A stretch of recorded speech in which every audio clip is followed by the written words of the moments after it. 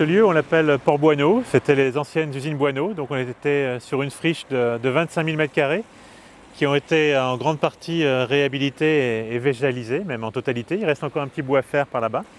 J'ai toujours présenté comme un chaînon manquant dans la continuité de la Sèvre qui fait des boucles, un peu comme un dragon, qui est un autre emblème de la ville de Niort, et qui est un maillon, un chaînon manquant d'un ensemble végétal le long de la Sèvre, en effet, qui constitue ce qu'on a désigné comme le parc naturel urbain, qui relie le nord, enfin la Sèvre aval, à la Sèvre amont, qui ouvre sur le marais Poitevin. Donc tout commence un peu ici, et Port Boineau est un début de parcours vers l'océan, en même temps qu'un lieu central et un chaînon important de la promenade des Niortais et de tous ceux qui découvrent la ville. Il est clair qu'on a un enjeu de périphérie qui se pose à nous. Il n'y a en quelque sorte pas de raison d'embellir le cœur sans penser à tout le reste. Il s'agit de penser aussi nos entrées de ville, nos conurbations, de trouver le bon lien avec les communes périurbaines, de faire en sorte qu'il n'y ait pas d'espace à la ville moche, pour faire court. Et en périphérie, on est souvent confronté à des logiques de confins. On relègue, des logiques de relégation. Et donc le lien, c'est plutôt dans le cadre d'une communauté d'agglomération avec les communes périurbaines, avec les communes qui suivent, avec la commune de centre, et bien de trouver ces liens. Niort n'est pas une métropole, donc il faut bien considérer que c'est une ville moyenne. Elle a aussi besoin d'encore jauger la place de la voiture, du vélo, de la marche à pied, du transport collectif. Et la périphérie, la couronne niortaise, offre des cônes de visibilité qui sont souvent panoramiques par les différentes entrées de ville, qui sont intéressantes à relever, identifier et à arrêter de masquer. Et souvent, ce qui révèle Niort aux Niortais, c'est le fait que nous sommes une ville qui accueille beaucoup d'emplois et donc beaucoup de gens qui viennent de l'extérieur, de grandes métropoles comme Paris, Nantes, etc. Et ces gens-là nous disent « la ville est agréable, elle est belle, elle est jolie ». Et donc c'est aussi le regard des autres qui nous permet de nous rendre compte de ce qu'on a. Donc je ne demande pas à ce que les équipes s'extasient, mais en tout cas qu'elles nous aident à révéler ce qui peut-être nous étonne moins ou nous étonne plus, et le mettre davantage en valeur.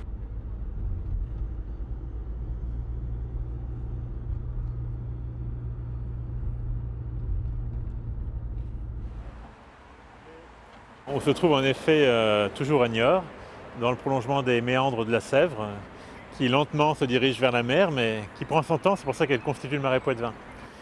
Et on arrive à un moment de la ville où on rencontre ce qui est un peu une barrière, même si d'une certaine façon pour le piéton on passe en dessous, c'est pas si désagréable que ça, mais à différents moments de la journée ça peut être un peu plus bruyant.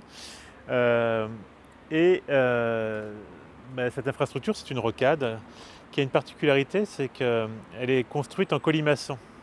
Donc ce n'est pas une rocade comme on peut le trouver qui fait le tour de la ville en périphérie, mais qui part d'un site périphérique et qui va rentrer un peu comme un escargot quasiment dans le cœur de la ville. Elle a été construite au début des années 70, comme beaucoup d'autres ailleurs, et donc elle est assez lourde dans le paysage urbain. Elle n'entrave pas la circulation le long de la Sèvre, ni sur la Sèvre. Et là encore, on n'est pas forcément dans le bon exemple pour le coup, parce qu'on peut traverser en dessous. Dans d'autres endroits, on a un talus, donc il faut faire un détour par du routier pour arriver à. Donc c'est un vrai sujet.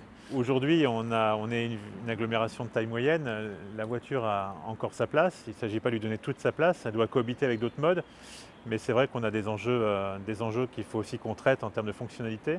Il y a peut-être des enjeux de report aussi, de la circulation automobile un peu plus à l'extérieur, par des traitements d'infrastructures qui sont plus aussi lourds que les rocades, mais qui sont plus de type route, rue, enfin un peu plus urbaine, de boulevard urbain.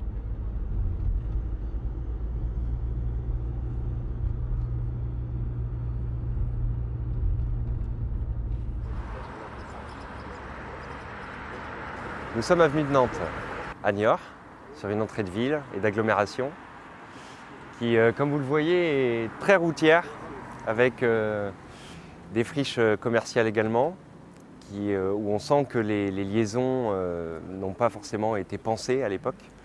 On a une vraie rupture entre le secteur agricole qui précède le secteur commercial, qui s'est développé de manière un peu anarchique, et puis la zone d'habitation qui elle-même est très disparate. Au fil des années, les architectures ont évolué et je pense qu'il y a un enjeu de verdissement de tout ça, mais surtout de casser ces ruptures que l'on a entre le commercial, l'habitat et le secteur plus rural agricole. Ici, plus particulièrement, on est sur un axe qui ne bénéficie pas de l'attractivité commerciale qu'on peut avoir sur d'autres entrées de ville, comme ça va être le cas sur l'avenue de Paris ou sur l'avenue de Limoges, ou même sur l'avenue de La Rochelle. Si je regarde de ce côté, on a Sainte-Pezaine, il y a une vraie vie de quartier. Si je regarde par là, on a la Recouvrance, il y a une vraie vie de quartier. Ici, il n'y en a pas finalement. Et les commerces de proximité, on va les retrouver de chaque côté. Et finalement, sur cet axe, on va retrouver que les grands usages avec les surfaces commerciales, alimentaires plus classiques, comme on le retrouve à plusieurs endroits. Et on fait le constat que c'est une entrée de ville qui ne prend pas vraiment en compte ces enjeux identitaires qu'on peut attendre. Ça ne donne pas envie de s'arrêter, on ne sait pas qu'on arrive à Niort, on ne sait pas qu'il y a le marais de Poitevin qui est pas très loin. C'est l'occasion de faire des constats qui nous amènent à considérer les entrées de ville et d'agglos comme des vraies portes d'entrée territoriales qui doivent être porteuses de notre image, donner envie de s'arrêter. Et surtout, faire en sorte qu'on sait qu'on arrive dans l'agglo niortaise et qu'on n'arrive pas ailleurs. On pourrait parler d'une approche plus poétique de l'espace public et qui rompe un peu avec cette fonctionnalité de flux incessant de voitures. On ait autre chose à proposer que ça.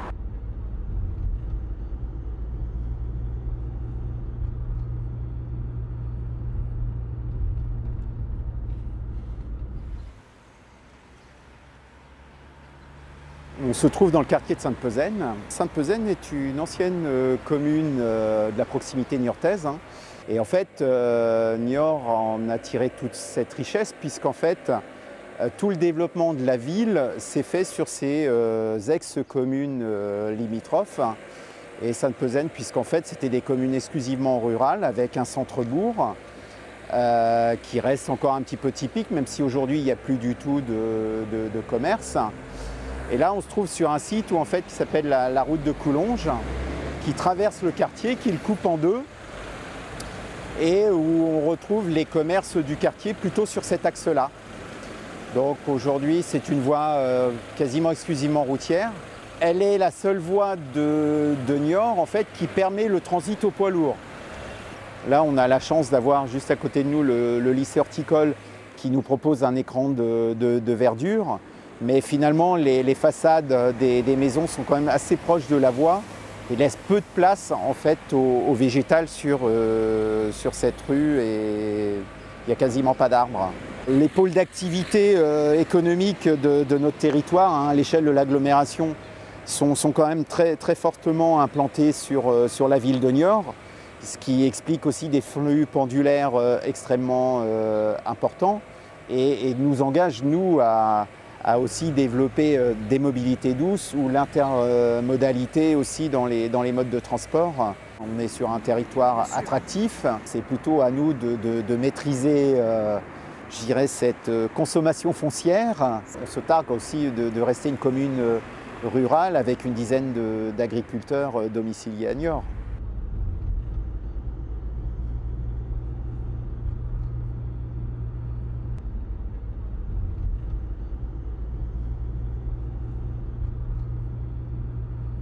Là, on est sur un site très contrasté, à la fois avec la vallée du Lambon, qui est un petit affluent de la Sèvre et qui traverse l'ancienne commune de Souchet, qui va passer à Sainte-Pezaine où nous étions tout à l'heure pour finir, pour se jeter dans la Sèvre au niveau de l'usine des eaux du Vivier.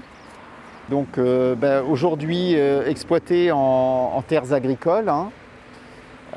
Coupé des deux côtés de l'avenue de Paris, qui est l'axe le plus fréquenté de la ville, avec un nœud routier entre l'avenue de Paris et le boulevard de l'Europe de près de 35 000 véhicules jour. Et paradoxalement, effectivement, on trouve encore des hauts platanes qui viennent agrémenter ce carrefour. Non, il y a des portions qui sont complètement connectées avec des circuits de randonnée, des circuits VTT, des choses comme celle-là. Par contre, effectivement, à partir du moment où il y a de l'exploitation agricole, c'est plus compliqué. Aujourd'hui, le boulevard de l'Europe, c'est une voie départementale. Le boulevard, il coupe vraiment la ville en deux. Pour preuve, c'est que pour le passer, il faut passer au-dessus par des ponts. Alors que peut-être que dans des temps futurs, on aurait pu imaginer de l'apaiser au niveau de la circulation, d'abaisser celle-ci de 70 à 50 km/h, se donner la possibilité de développer de vraies pistes cyclables séparées parce qu'on a l'emprise foncière pour le faire.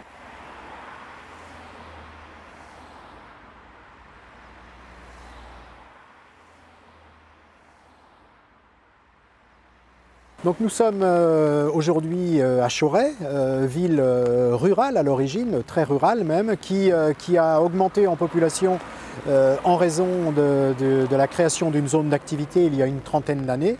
Ici on est vraiment à la limite entre le domaine agricole historique de Chauray et la partie industrielle avec la mutuelle d'assurance, une grande mutuelle d'assurance. Et juste derrière cet ensemble, c'est ici que se décline toute la zone d'activité qui a évolué durant les 30 dernières années. Et c'est cette zone d'activité qui aujourd'hui a besoin d'être repensée, adaptée aux modes de fonctionnement nouveaux, aux déplacements doux, aux déplacements à vélo.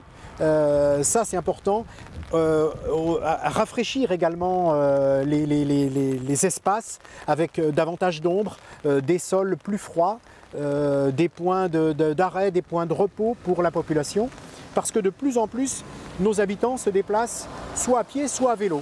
Cette zone d'activité est très dynamique, elle continue à se développer. Il y a énormément de salariés qui se rendent sur cette zone d'activité et à cela s'ajoutent tous les commerces avec beaucoup de visites de commerçants. Il y a des commerces importants, il y a des galeries marchandes et là aussi les déplacements ne sont pas toujours évidents. Cette zone, moi je la vois comme une vitrine aussi. Elle montre ce qu'est l'agglomération niortaise et si on est capable de faire de cette zone un endroit agréable où on a plaisir à aller, c'est l'image même de l'agglomération qui va s'améliorer. On a envie de design, on a envie de beauté, on a envie de transparence, on a envie de verdure et ça, les urbanistes, les architectes peuvent nous apporter ce regard et rendre belle la zone d'activité.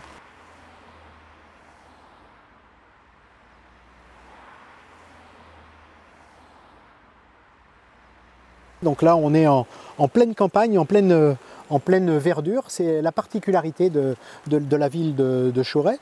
Et c'est vrai que notre volonté, notre souhait, ce serait d'emmener cette verdure jusque dans notre zone d'activité pour la rendre aussi agréable que cet espace. Voilà. Et comme ça, on ferait le lien entre ce monde vert, ce monde paisible, avec notre Sèvre niortaise et la zone d'activité, la zone de vie, mais tout aussi agréable. Concernant l'agriculture, elle est toujours très présente à Chauray et on souhaite la maintenir, c'est-à-dire qu'on va protéger les terres agricoles parce qu'on a envie que nos agriculteurs restent à Chauray. La ville était une ville essentiellement agricole par le passé et il faut conserver ça. Il y a beaucoup d'anciennes fermes à Chauray et justement c'est notre identité, il faut la conserver. Donc on va protéger les terres agricoles le plus possible et utiliser au maximum tous les espaces laissés libres dans nos zones d'activité pour faire en sorte qu'elles soient optimisées et éviter ainsi de prendre sur les terres agricoles. Pour preuve, on a lancé un marché à Chauray il y a maintenant un mois et sur la vingtaine de commerçants que l'on a, tous sont des commerçants locaux de circuit court. Donc ils viennent des alentours à quelques kilomètres vendre leurs fromages, leurs asperges, leurs fraises, leurs légumes. Donc on voit que naturellement le circuit court se met en place sans avoir forcément besoin de forcer la main.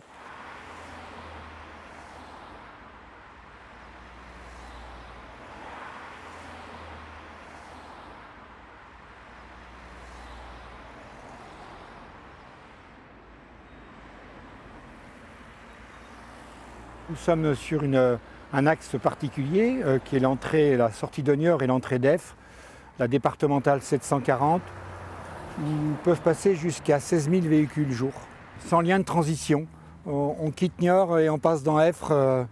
S'il n'y avait pas les panneaux de signalisation, on ne s'apercevrait pas de changement de transition d'une ville centre de l'agglo et d'une ville cœur d'agglo.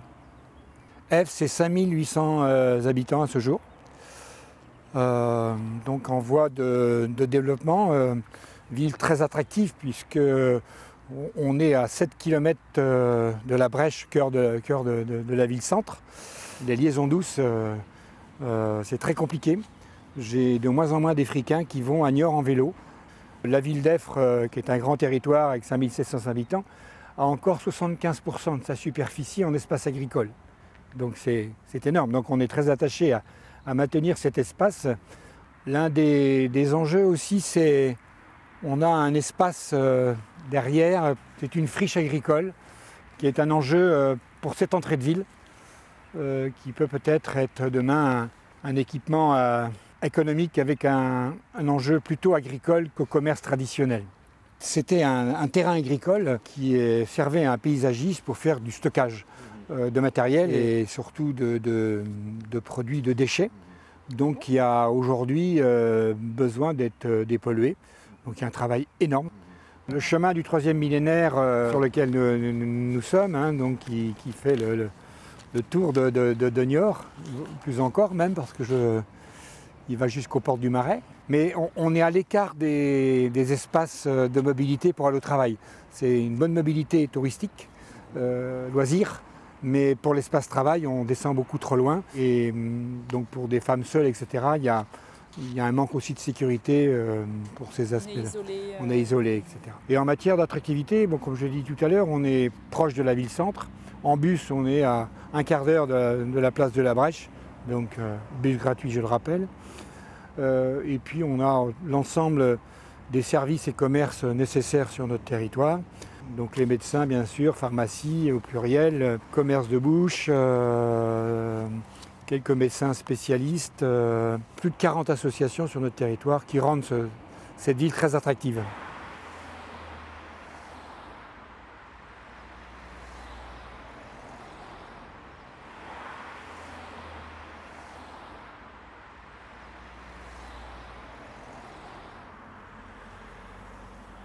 Donc là c'est la sortie sud de Niort, direction de La Rochelle, en traversant le Marais, une ouverture vers le littoral aussi, hein, c'est une ouverture de Niort vers le littoral. Le projet gare s'appelle Gare Niort Atlantique, donc l'ambition c'est aussi de donner cette ouverture de Niort vers le littoral, vers l'Atlantique.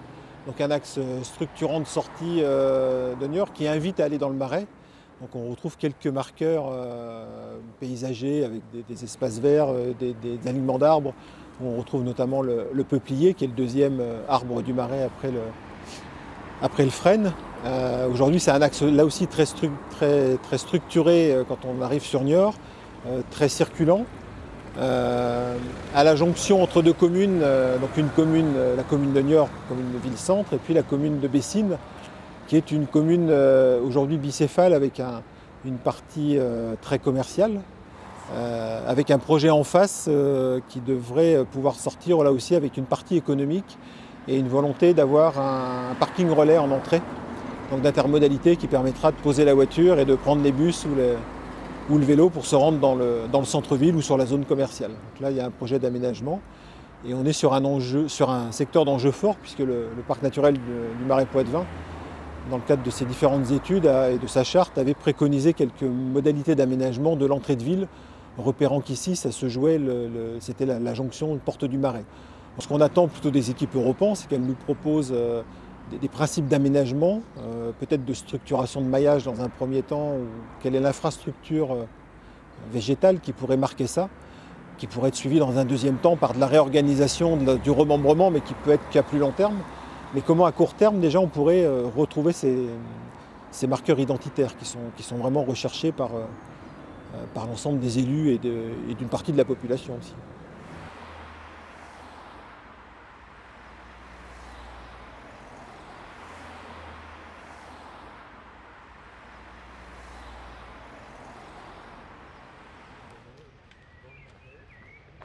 Bienvenue ici à La Roussie, vous êtes ici sur Saint-Liguer qui est une ancienne commune.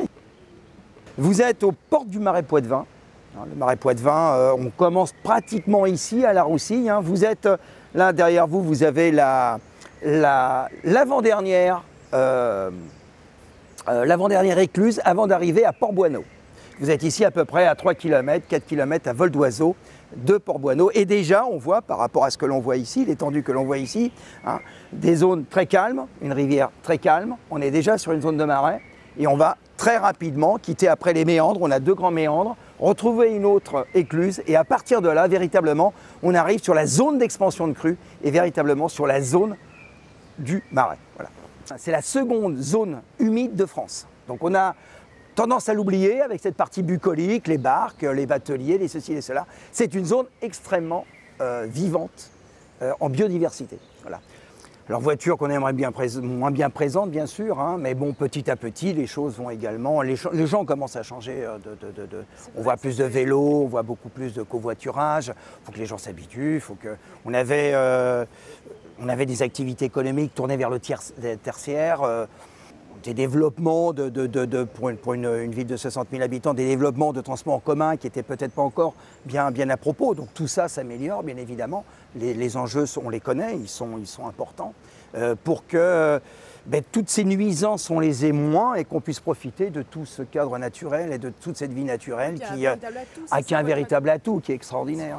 Et aujourd'hui, pratiquement, le travail n'est pas encore terminé, mais je pense qu'il le sera à la fin de ce mandat, on va pouvoir partir d'ici à vélo, du Marais, ou pratiquement de Maran, de l'estuaire, et venir jusqu'ici à vélo, c'est pratiquement faisable aujourd'hui. Et là, maintenant, à partir de là, ce serait de pouvoir traverser Niort, tout en longeant la Sèvre niortaise. Je dirais que la vie fond gentiment dans le Marais. Moi, c'est la vision que j'en ai, et c'est la vision que je vois, que je perçois de plus en plus. D'une part, on a nos urbanismes, qui, effectivement, font attention à l'urbanisation que vous pouvez avoir du côté du Marais. Voilà. De toute façon, cet urbanisme est contraint. Problématique d'assainissement, problématique d'infrastructure, problématique de portance des sols. Le Marais, concernant l'urbanisme, il se protège déjà un petit peu. Et aujourd'hui, on est tourné vers la rivière. On est tourné vers la rivière, on est tourné vers le milieu. Et puis, il est quasiment prioritaire. La beauté va avec le monde va avec le vivant pour moi. Voilà. Donc, quand on arrive à avoir du vivant, du calme, de l'envie, voilà, je pense qu'on touche un peu à la beauté, quoi.